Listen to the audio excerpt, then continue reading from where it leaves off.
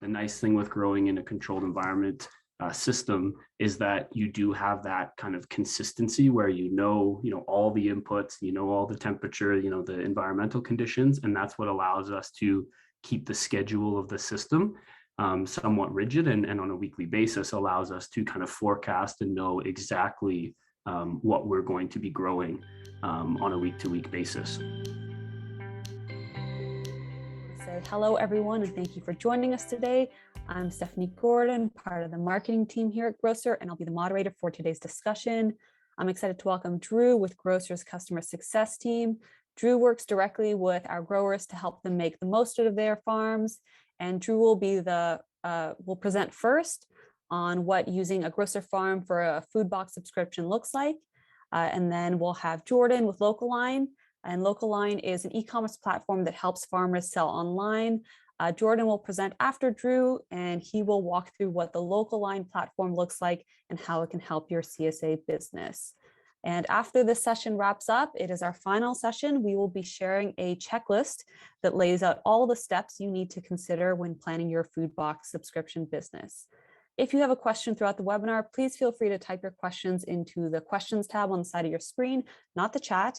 And again, for today's session, first we will have Drew present, and then Jordan, and then we'll have some time at the end to answer all of your questions.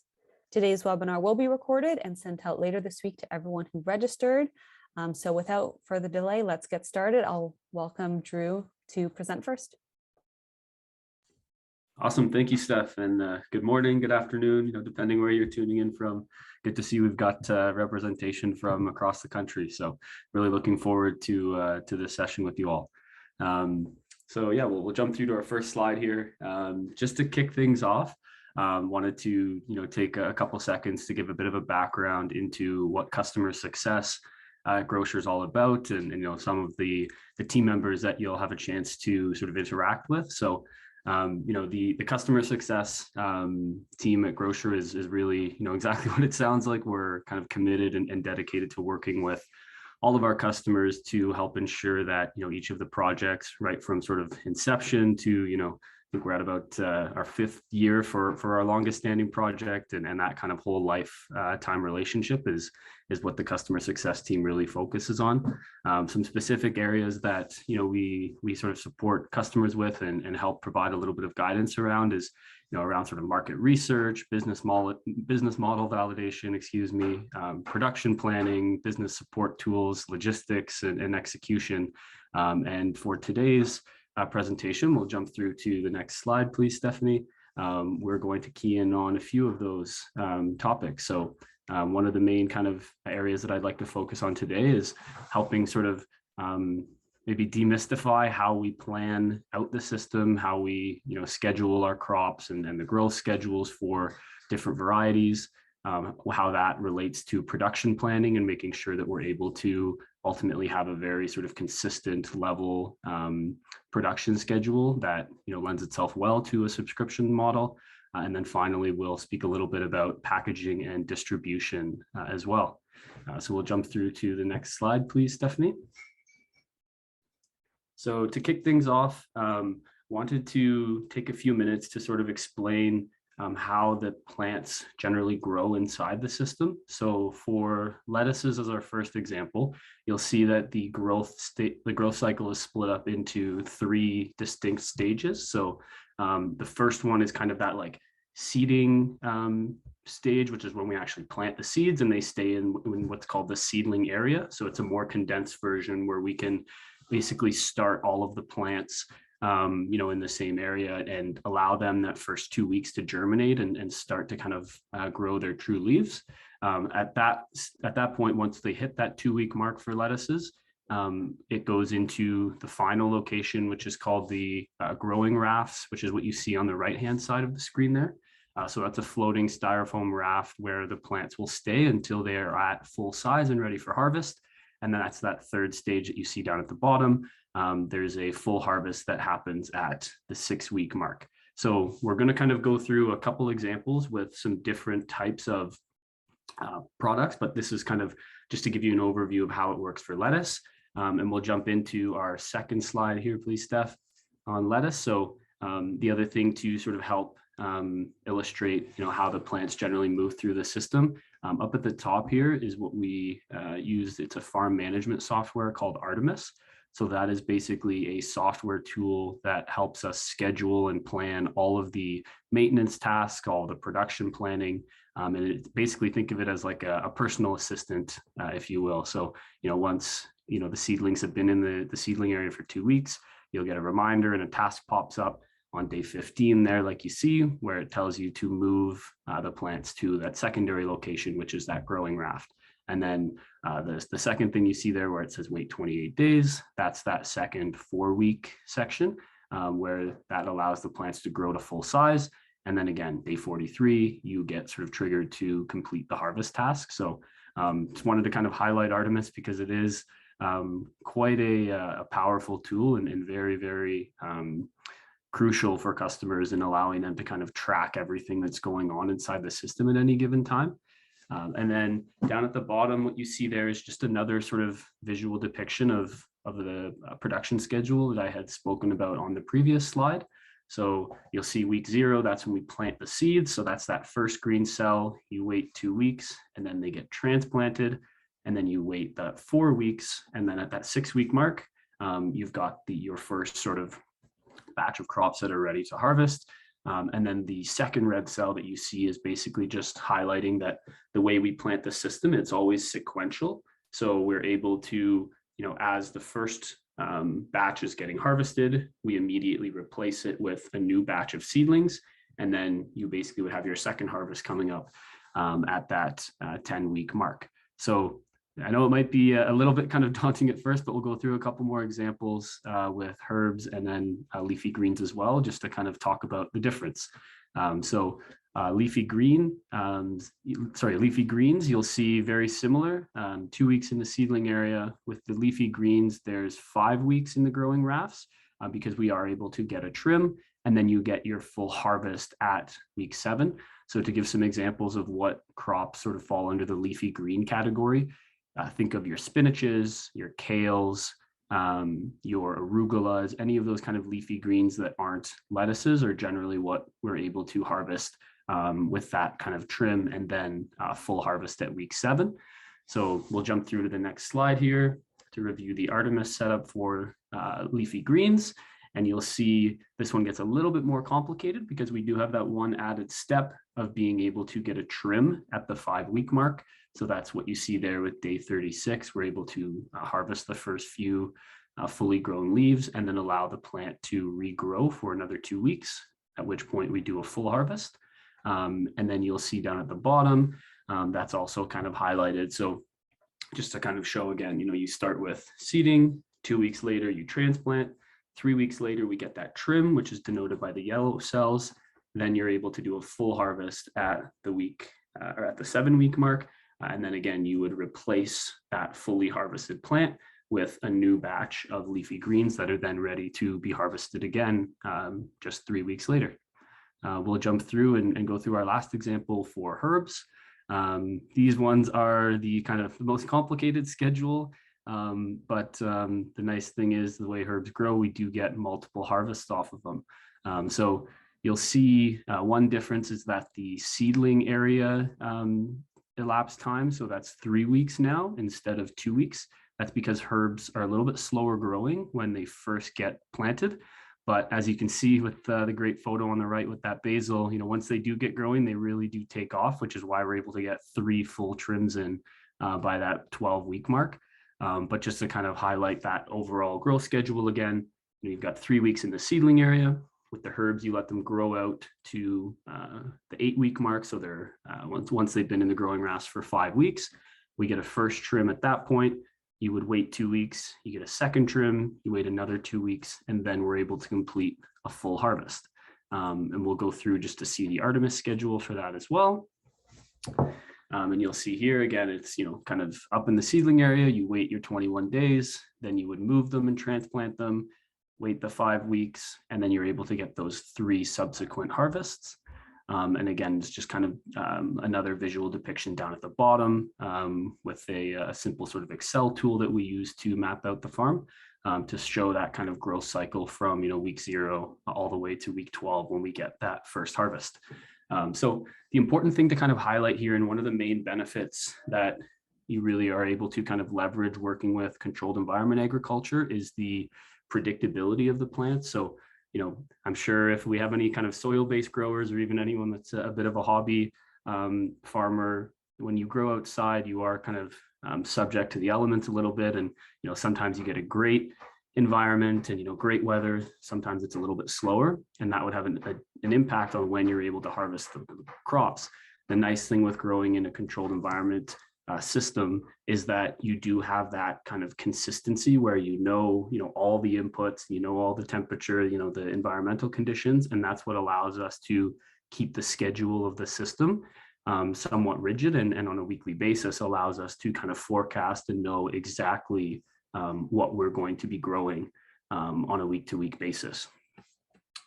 So hopefully that isn't too confusing. I know there's a lot of kind of information that I'm sharing with you, but the next thing I wanted to kind of touch base on is a little bit around packaging and distribution. So once we have the production side of things mapped out, and that's something that our team works with you on, and we know, okay, we're growing for 50 subscribers in this CSA box.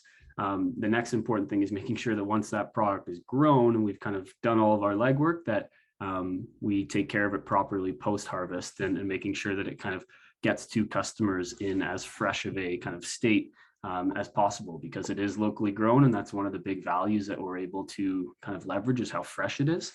So to go through a few high-level best practices, first and foremost, refrigeration is key. With the plant being living when you harvest it, one of the most important things to stop the biological processes and basically from the plant trying to kind of continue to grow is to cool it down. And that's what basically puts it into a dormant state and helps keep the shelf life as strong as possible. So getting it into a fridge as soon as possible is our number one sort of best practice. Secondly, you can see at the bottom there, that sort of circle picture. It's very important to kind of keep the root ball wrapped up and keep the humidity locked in and not kind of interacting with that outside air. So you can see in the top photo, there's that great long healthy root system. And then the second photo is what it looks like once it's kind of put inside a bag and then wrapped up with a small elastic ball, just to keep those roots and the moisture on those roots sealed up. And that really helps improve shelf life as well. And then the final thing, specifically for a CSA program, is it's very important to, again, kind of back to that first point, use some sort of insulated bags if the product will be outside of the fridge for any sort of long period of time. Reason being, if it is then kind of getting up to room temperature again, you'll start to see the shelf life deteriorate a little bit. So we have a couple examples on the next slide of what that kind of looks like in practice. So we'll jump through and I can show you a couple of those. So for those of you who have been around for the past few weeks, you would have remembered hearing from Carly in Churchill. This is actually on the left, one of Carly's insulated bags for their CSA that they've called Launch Box up in Churchill. And then on the right, you can kind of just see the inside there where they've got that nice insulated material, and then you've got the plastic bags, as you can kind of see down on the right there, keeping everything fresh inside that bag.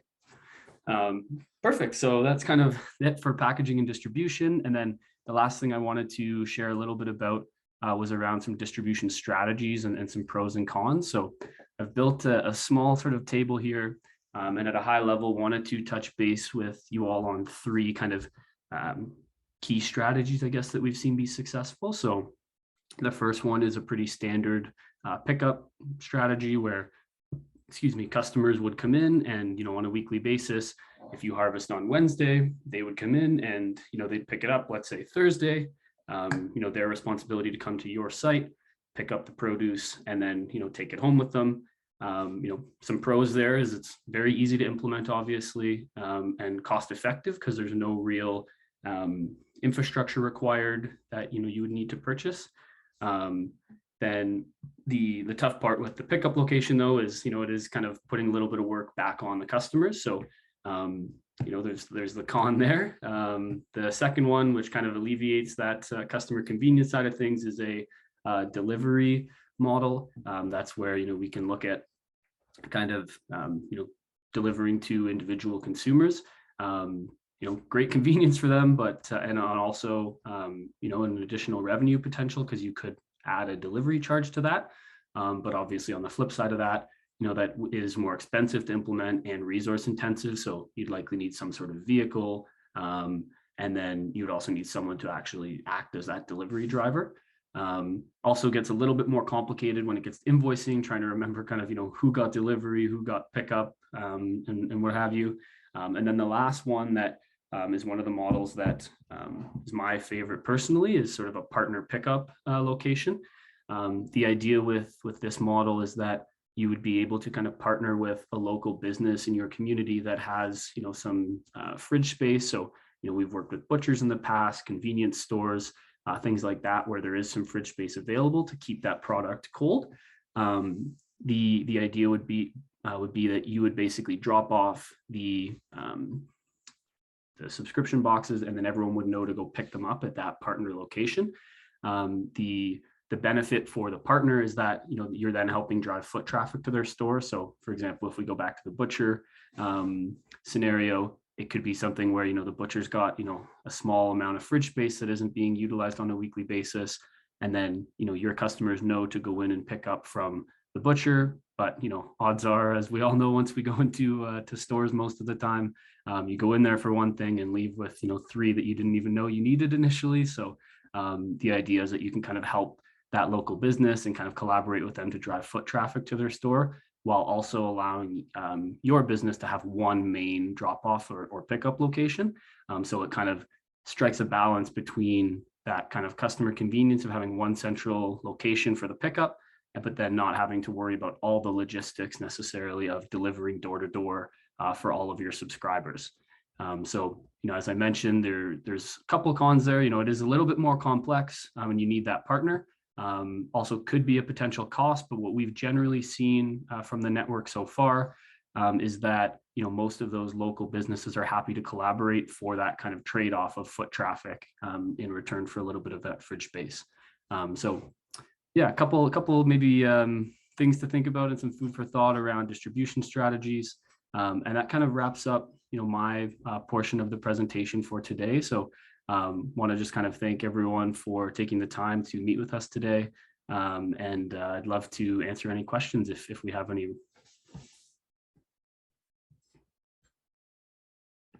Yeah, so before we move on to Jordan's presentation, we do have a couple of questions, quick short ones, and then we'll move on to Jordan. So Drew, can you please specify what you mean by trim when you were talking about the production schedules? Great question, and definitely can. So the idea with a trim is that it's not a kind of full harvest of the plant, but what you're able to do is usually you harvest about 30 to 40% of the most mature kind of outer leaves from the plant, leaving the inner younger leaves that are still kind of growing. And the idea is that you can basically, if you will, kind of maximize your yield potential, because you're able to kind of harvest some of those more advanced leaves and then give the plant time to grow back and really kind of further develop, and then get another trim in the case of herbs, or do that full harvest in the case of spinaches and kales and such. Yeah, that's a really good way to put it. And then the last question before I move on to Jordan is, where in Canada do we get our packaging? And you can just explain a little bit more about what are customers' options when they want to start sourcing packaging and what that looks like. Another great question. So yeah, we work with a few, I guess, yeah, to answer the first part first, we work with a few different distributors across the country.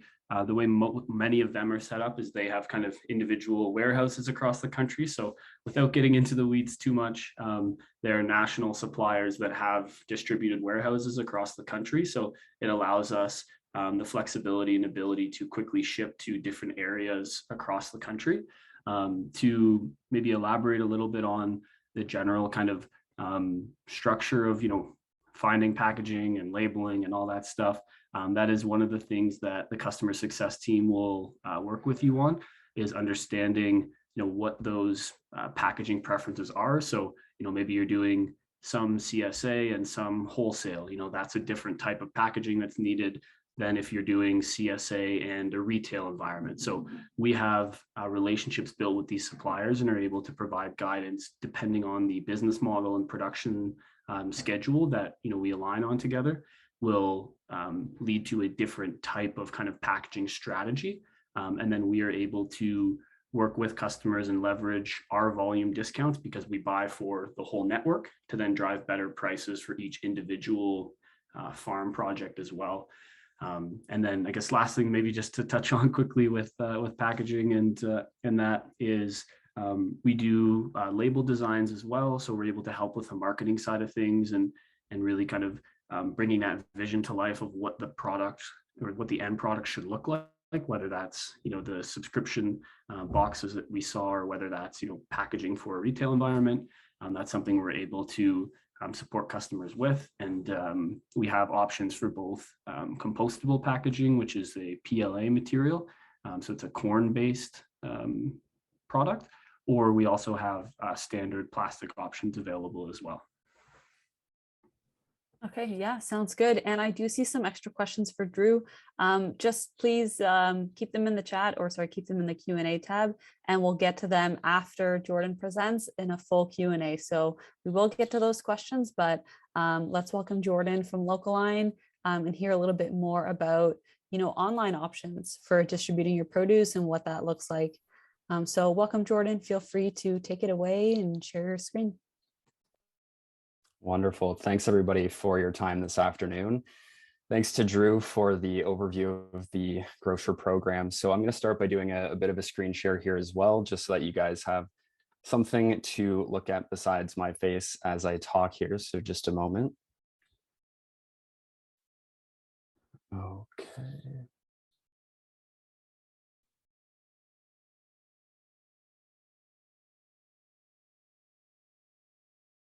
So hopefully that worked there, and you can see the Localine products dashboard. Now, to give you a bit of introduction into who I am and what Localine is, I work on the sales team at Localine. So what does that mean? I spend my day talking to farmers of every shape, size, business model, age, and so on. I talk to farms in their 6th generation, their 6th year, or in their 6th day of farming as they kind of investigate the best way to move their farm business forward. So because of that, the way I start every single call when somebody signs up for a new Localine account is, despite the fact that there are thousands of farms that use the Localine platform, every single one of them uses it in a slightly different way, depending on what they sell, who they sell to, how they distribute their product, and so on. This is further exaggerated when it comes to CSAs.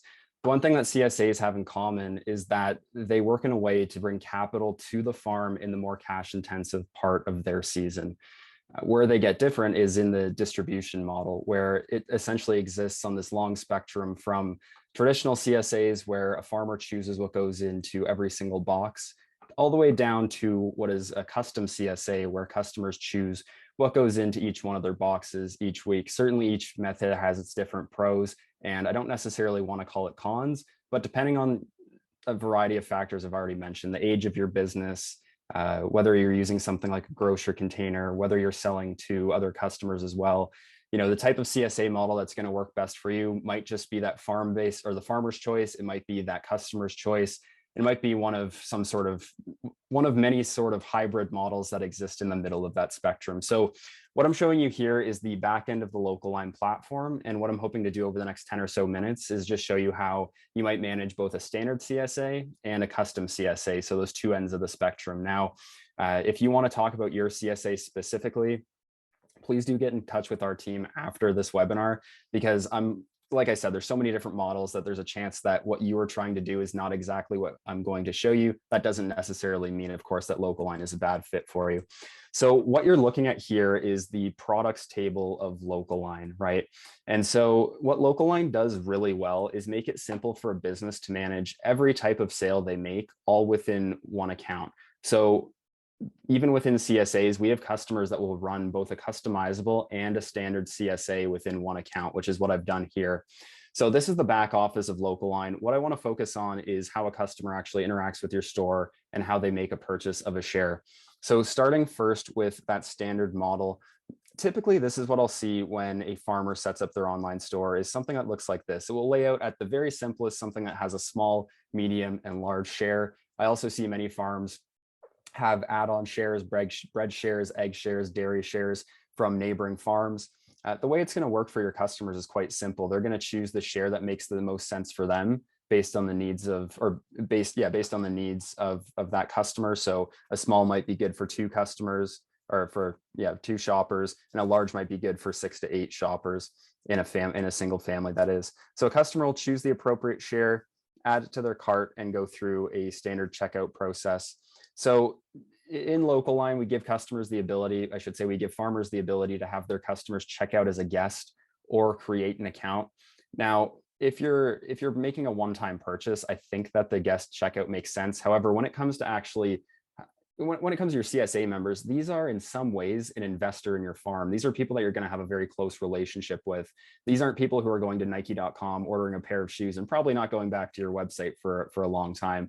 These are people that you're going to be feeding for the next 4 to 6 months. So I recommend that you enforce that all CSA customers have an account. So a customer will choose their pickup or delivery logistic. I've seen some CSA shares with 1 pickup location. I've seen CSA shares with as many as 15 locations. Really going to depend on the scale of your farm and the needs of your customers.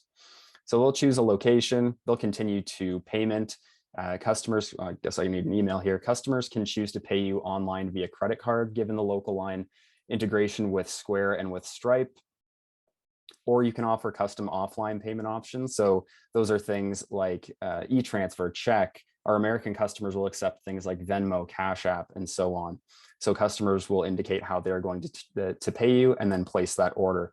So again, I'm not going to show every last piece of functionality within the Local-Line platform, but some of what Local-Line enables you to then do are things like tag your customers with the size share that they have for easier back-end management. You can set up what we call a catalog schedule, which is an automated weekly email reminder that goes out to your customers, where you might want to use that to let customers know what's in this week's box. And you may want to let them know that there's extras available with a link to your store for them to place an additional order.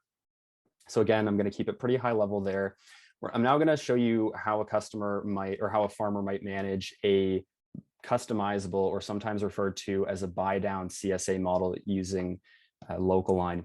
I'm actually a customer of a CSA local to me that runs a buy down CSA.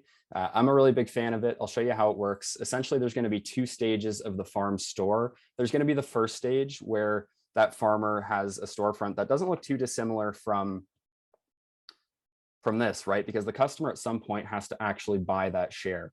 So once the customer pays that amount of money, $400, $500, $600, whatever it might be, typically what we'll see is the farmer will go to their customers tab and add what is called a store credit balance to their customer's account. So here you can see I have a $400 balance on this account here. So during the season, what's going to happen is you can set up that same catalog schedule, that same email reminder to go out to your customers on a weekly basis. That's going to say, hey, Jordan, just a reminder, it's time to place your share order for the week. There's going to be a link in that email for them to access your online store, and they'll be taken to a storefront that looks something like this. Now, at any point during the season, a customer can click on their My Account tab, click on Store Credit, and see how much credit they have remaining for the rest of the season, which saves you a lot of time as the farmer, not having to keep some sort of manual tally in Excel of how much credit is remaining. So what's going to happen on a weekly basis is the customer will choose exactly what products they want to purchase based on your available inventory for that given week.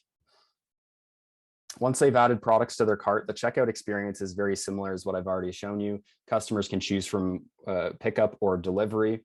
If you do offer delivery, Local-Line makes it really easy to add controls to your delivery. And what I mean by that is, depending on a customer's location, you can set delivery plans up by a given city or town, a given zip code or postal code, depending on if you're in the States or in Canada, though I believe most folks here are Canadian, or on a radius basis, so within X number of kilometers from a specific location. Now, alongside each delivery plan, you can set a minimum purchase amount, which means a customer can't actually choose delivery unless they spend X number of dollars. You probably don't want to deliver a single bunch of carrots.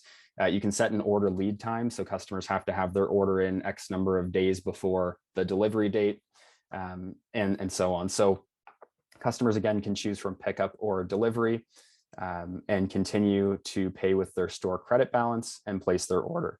Of course, now after I've just explained that there's a minimum order requirement, I haven't spent enough actual money. So that essentially, though, that's how it's going to work. Is I'm going to proceed to checkout. I'm going to pay for my order with credit. What's going to happen after the fact for the farmer is they're going to be able to, from their orders tab, generate what are essentially pick and pack lists to make the actual order fulfillment part of fulfilling that CSA program really simple. So at the end of each week, the farm can download a pick list, which will tell them over across all orders they received that week, what products they sold and exactly what quantities they sold them in.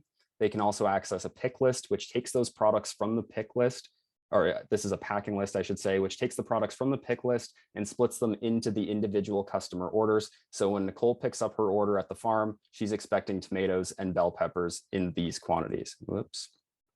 Okay. So in terms of pros and cons, I mean, like I said, there's pros to both models, and it's going to depend on a number of factors involving your farm as to what the better model is for you. For that farmer's choice model, which is the model where a customer, or rather the farmer, chooses what goes into every single box on a weekly basis, some of the benefits to consider are the predictability when it comes to crop planning. The repeatability of the pick and pack process. Every box is going to be the exact same for each given size. So maybe you have 30 small, 30 medium, and 30 large. That each one of them is going to be the exact same. You don't have to worry about looking at a pick list, or excuse me, you don't have to worry about looking at a packing list when filling each one of those orders. It's easy for customers, right? So they don't have to worry about logging into an account each week and placing an order and ensuring they essentially have a reminder in their calendar as I do. It's really simple for the customer. It's kind of a set and forget program. And then finally, the last point is it's a friendly program for those less popular products like kohlrabi. I always pick on that product. I've never actually had one myself, so maybe I shouldn't be so mean to the poor kohlrabi, but it always gets brought up as an example, whether it's by me or farms that I speak to on the farm. So you can ensure that every product you grow is being added to the box. The benefits of the customizable model, where customers are going through the store and paying with a store credit balance, include satisfied customers, right? They're always getting exactly what they want. You don't have to worry about customer allergies. One of the biggest challenges I hear from farms when it comes to managing a standard CSA is vacation pauses. So, if you have 50 CSA members and a 16-week season, the odds of every customer being available all 16 weeks are slim to none. And so what's going to happen is you're going to have some sort of communication method for farmers to tell, or for customers to tell you as the farmer, that they're not going to be available for a given week. Now, the challenge there is if the customer either doesn't unpause their share or forgets to tell the farmer, or there's some sort of miscommunication. Essentially, every conversation I have with a farmer running a standard CSA involves the story that there's forgotten shares on an annual basis, at least at some point. And then the last benefit to running a customizable CSA, I think, is sometimes the unforeseen benefit, and that's the ability to grab more revenue per unit. So more revenue on a per customer basis than in a standard CSA. So in a standard CSA, let's say you run a 20-week program and the share costs $400. Well, there's a perceived weekly value of $20 of value that you're getting in this box on a weekly basis, with arguably little ability to upsell customers. Meanwhile, if we look at this customizable method, well, I have the free reign of the store. I can buy as much or as little as I want, which is another thing I like about this model, where if I'm by myself in a given week, I don't have to order a lot of product. If I have friends and family coming over, I can just keep pressing this plus button on the apples and create as big of a share as I want. So what I mean when I say this has the benefit of bringing in more revenue per unit or per customer is what I hear typically, and we have written a few success stories on our website about this, is farmers see an average increase in order size from anywhere from 30 to 60% when they allow customers to create their own box, as opposed to the farmer creating a box for them. I'm a victim, if I can put it that way, of this as well. My CSA program runs till October. Last August, I had to add more credit simply because I was doing exactly that. I was adding more of certain products to my share. So it's not something I'm upset about by any means. I was getting great product and having in a very convenient way, right? So it was something that I understood what was happening. I understood that I was supposed to be spending $20 a week, and I was going in some cases beyond double that. So what farms will typically do in that instance is start to offer credit top-ups partway through the season, grab another $100 of credit from their store, and they'll add, either exactly that 100, or what some programs will do is a 10, 15, 20% bonus. So that's kind of all for me. Again, I didn't want to get too into the weeds of all of the functionality of local line. Wanted to keep this high level in terms of the different models that we see farmers running when using our platform. And again, if you have questions about a specific model that you're thinking or dreaming up, chances are there's somebody else using our platform for that model. So please do get in touch with our team, and we're happy to have that conversation. Yeah, that's awesome. Thank you, Jordan. And you brought up some really good points that Darren in our last session also brought up about, 360 communication with your customer. So you mentioned how Local Line enables you to have reminder emails. It's all about, communicating with your customer, promoting, but also reminding them of when to pick it up. And then you also talked about the pros and cons of, a standard offering versus a more customized offering. So Darren actually touched on that in his previous session. So if you guys joined with us, it was last week, and Darren talked about, business planning, marketing, and he said some of the benefits of a standard offering every week is that you really cut down on labor. So you're not kind of packing individual boxes like Jordan, you mentioned. You're not having a different pack list for all your different boxes. You just kind of know, okay, it's a standard box. Everyone is getting this. And then you can kind of quickly go through it. It's like if you're wrapping gifts and they're all different sizes versus if you're wrapping a gift and it's all the same size box. One is obviously going to be easier on labor. So one thing I would say is let's start the Q&A. So Drew and Jordan are both here. Type your questions into the Q&A tab on the side of your screen, and we'll get through as many questions as we can. And so thank you, Jordan, again. And one of the questions we do have is for Drew and his presentation. So I'll just get started with that. Someone is asking, Drew, can you provide examples of trim products, products that are not the entire plant? For sure. So the main thing to kind of keep in mind with trim products is any of your leafy greens. So spinaches, kales, arugulas, collards, things of that nature, as well as any herbs. So some of the popular ones that we grow quite consistently would be basil, mint, cilantro, dill, and parsley, to name a few. All of those herbs as well would have a trim grow schedule in addition to the full harvest that happens at the end of the crop's life cycle. The main products that do not kind of get a trim would be head lettuces and Asian greens, are kind of the two main ones to keep in mind. Mm-hmm. Yeah, so basically if you want like a overarching answer, usually herbs are a trim product. And if you've ever seen a basil plant, you know that you can cut off the different levels of leaves and it still grows. It's very similar to pruning roses or pruning flowers, if the audience is familiar with that. So the next question I have is with customer pickup, and I think this is for Drew, do you need to consider extended insurance? In terms of like having an additional, yeah, I mean, I'll try and answer this. I don't know that I 100% know what it's going for, but usually if you do have insurance, the most common insurance that our customers would have would be a general liability insurance. So that general liability would usually include that pickup spot as well. The other thing is if you're partnering with another local business, and if the root of the question is more, let's say environmental in nature. So someone goes to the pickup location and slips on some ice in front of the pickup location, even though that's not your site, that business would have their own insurance that would kind of cover the premises. So between those two, you should be covered for that kind of secondary pickup location. That's good to know. And Jordan, I have a question for you. You mentioned how some CSAs offer extra products from other farms.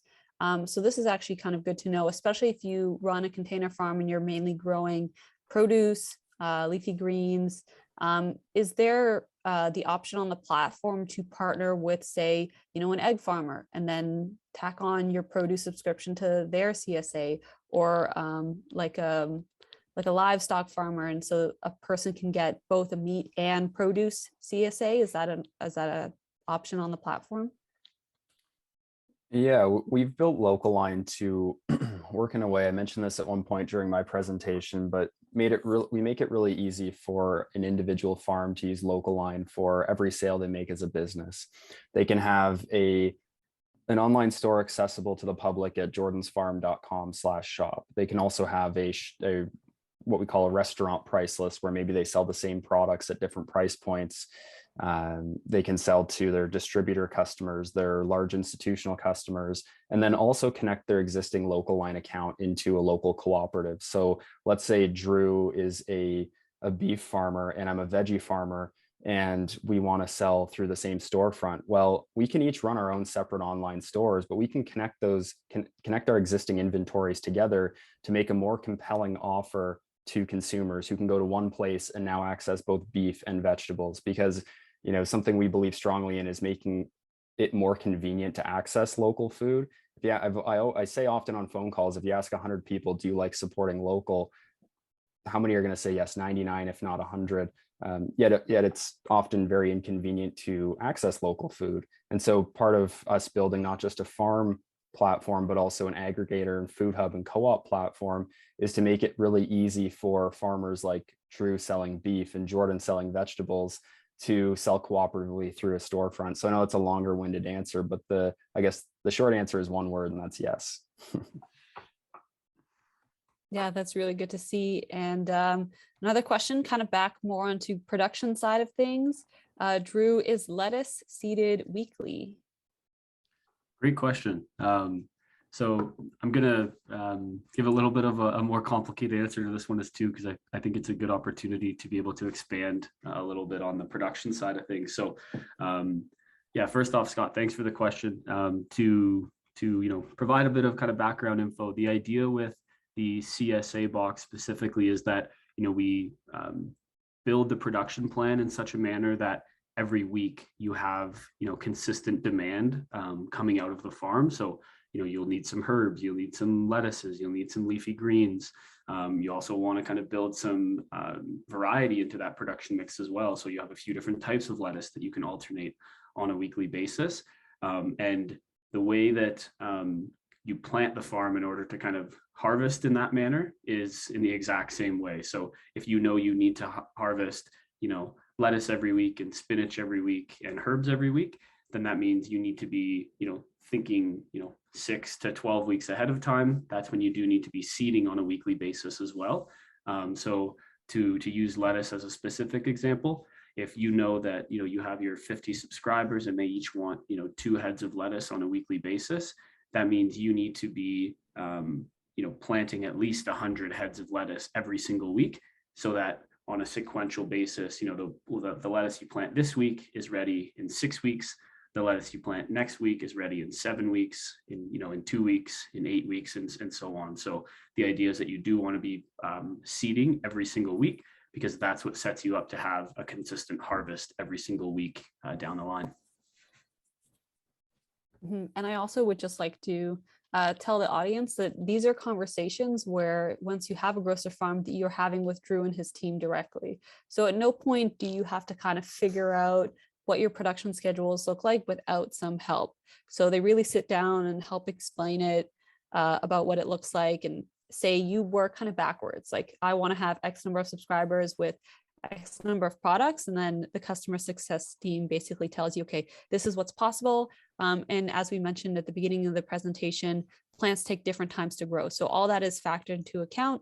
And then it's really just kind of following what your farm management software says in terms of seeding, harvesting, transplanting, trims, and so on. And then speaking of always making sure you have enough in your product, Jordan, I know you touched on this, but how do you make sure that you don't sell more shares than what you are producing with your farm? Yeah, simple function of inventory management, which is built directly into our platform. And so local line gives you the ability to set an inventory level for all products. So whether you have a traditional CSA and you have a set number of shares, if you have 50, when they're all gone, customers very simply can't order that product anymore. You can determine whether you want that product to still show up in your storefront or not. But the important part is it's impossible to overextend inventory in our system. And that goes back to my previous answer. If you're selling in a cooperative as well, your inventory is shared amongst all your different sales channels. So whether it's Stephanie's restaurant or somebody through our co-op or one of my household buyers buying a CSA share, I have one inventory pool for every sale that I make as a business. And this is also something Darren touched on in his previous webinar, where he was working with a CSA farm that was seeing a lot of growth with their CSA and people wanting to pick up from the farm. So they actually scaled back what they were selling at the farmers market. So based off what Jordan is saying, they'll basically see their inventory kind of percentage shift from, okay, we're gonna go with more subscribers and less at the farmers market or less at the restaurants, whatever it is. So that's good that Local Line as a platform kind of keeps that mental check of inventory, so you don't have to be stuck at a farmer's market without anything to sell. So the next question we have here is for Drew. How quick is it to recover from a bad crop harvest from week to week? So there's two answers to this. The first one, and I would say probably 99% of the time, if you have a bad week, that would generally just mean that it's 1 week later, that whatever the kind of environmental condition was, maybe the humidity was a little high because the dehumidifier, stopped working or something like that inside the farm. 1 week later, you've got that next crop coming out, and assuming that problem has been fixed, you'll start to see the crops rebound pretty much right away. So for that next week, the second answer, the 1% of cases, there could be a world in which, I don't know, let's say power goes out to, the community for some, there's a crazy storm and the power's out and, the farm's down for a week, and, you'd actually lose like a bigger portion of the crops. It wasn't just like a small thing that we could kind of course correct between, the customer and our technical support team. Then, if in an absolute worst case scenario, you'd be 6 weeks basically from, with limited production while you regrow everything in the system. But again, that's very, very few and far between that something of that nature would happen. And there's a number of safeguards that we've designed into the farm so that in a worst case scenario, you still have a few days worth of time basically where the plants will still recover. So very unlikely that it would happen, but I guess most likely you're looking at a 1 week turnaround, Richard, and in an absolute Armageddon scenario, then you could be up to 6 weeks. And this is a different question, and it touches on if we have recommended seed suppliers. And I guess this kind of goes towards another question, which is, how do you replenish the growing materials you need? Is it something that you do weekly, annually? How do you always make sure you have enough seeds? And then all the side stuff like water, nutrients, things like that. Yeah, so on the first side of that question, as far as growing materials go, generally we send out one bulk shipment annually that takes up most of the heavy and the bulky materials. So things like your rock wool or your pumps, your nutrients, things like that get sent out once a year.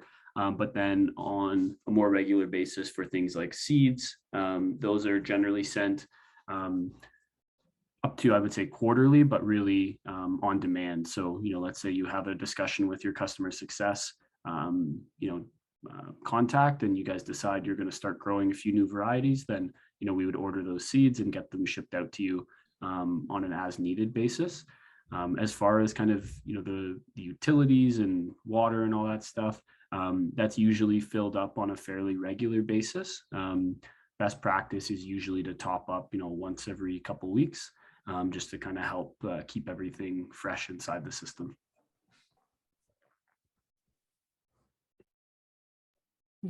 And speaking of labor, so we say on average it takes 25 hours to maintain the farm weekly. What does that breakdown of labor look like? Is it 5 hours every day? Is it a really big harvest day and maybe like 2 hours every other day? Drew, what does the breakdown actually look like? Great question. The answer is it's totally customizable. The the beauty of working in a controlled environment system is everything is very predictable. So we know, if we plant seeds on a Tuesday and you give it 6 weeks, they'll be ready for harvest on a Tuesday. Similarly, if you would rather schedule things on a Thursday, you can set it up that way as well. That's one of the kind of first steps that we do during the launch of the farm, is work with the customer team to establish what that weekly schedule should look like. So it can split up, and you can have 3 big days and 8-hour days, and then 2 days off to get to your 24 hours.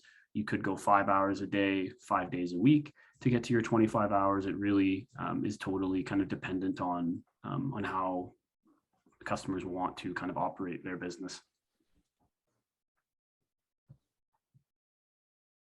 And I see some questions here about, how much subscribers can the farm support? What does it look like in terms of my box structure, price per box, things like that. And in our second session of this entire webinar series, we actually kind of went through some scenarios about what it would look like if you're selling, one large offering, one large and small offering.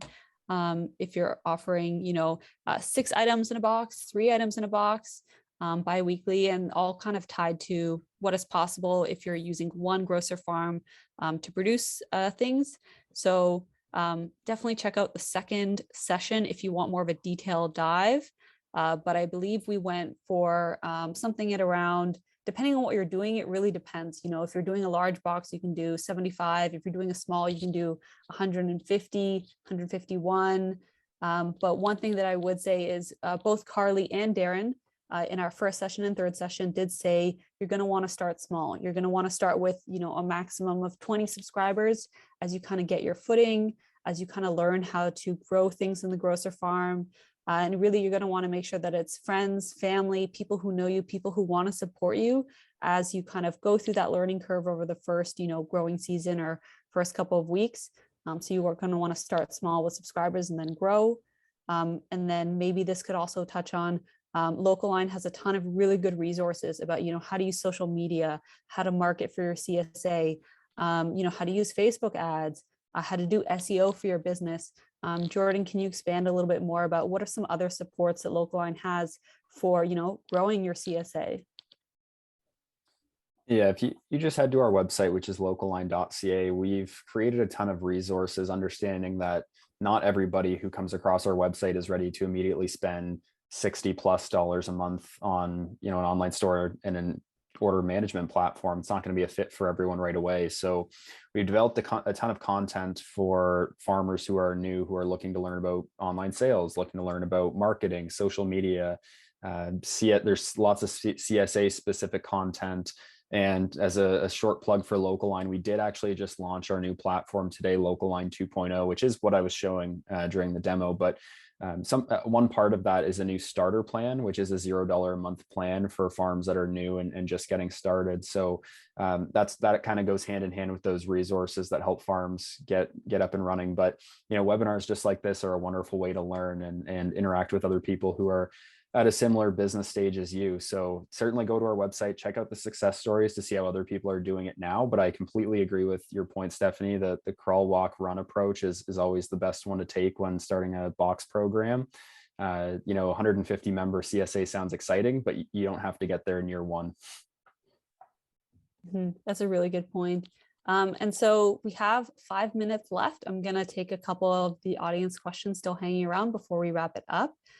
So someone is actually following up on the price question where they said, Drew, they actually want your opinion on how to price the box. So I know you work with a lot of different customers, including Rocket Green. So, Carly does, $10 for her small box and $20 for her large box. What are you seeing else in terms of pricing among customers and, determining, because Carly is, up north in a rural area where her pricing is very competitive.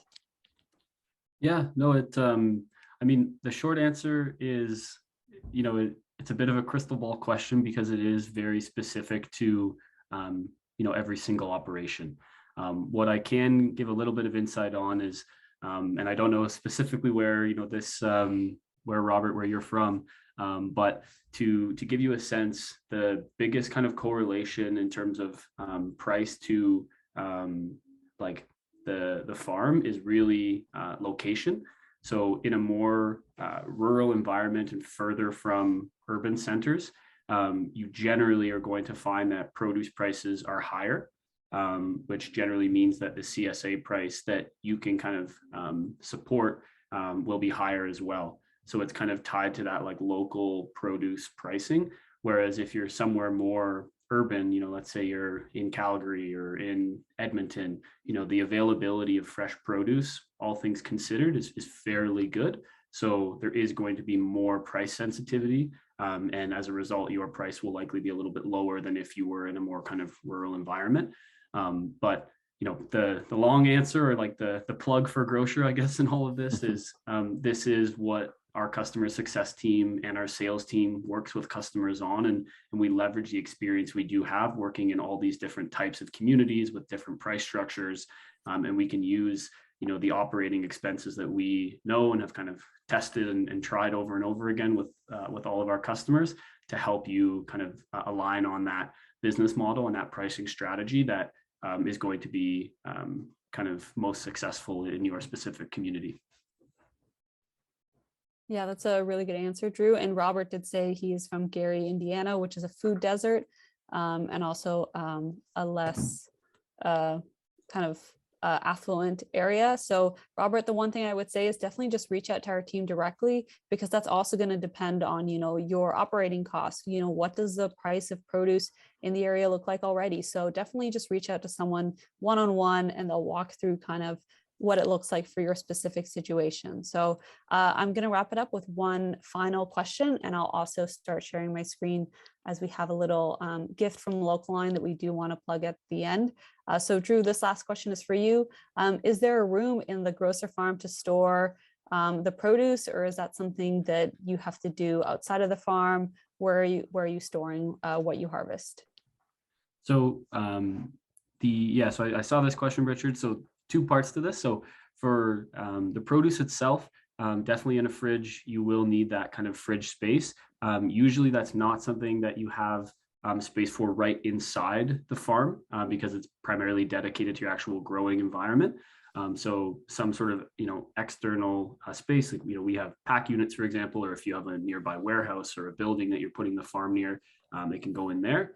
And then as far as the annual shipment goes, there is some storage inside the container for all of your kind of fast moving items, but an additional storage space, maybe near those fridges that you can store a couple of those bulkier items that you're not using quite as regularly is definitely beneficial for the project as well. Yeah, they clarified their question. Also curious about the supplies for growing. So like your nutrients, your rock wool, is there room in the farm to store that as well?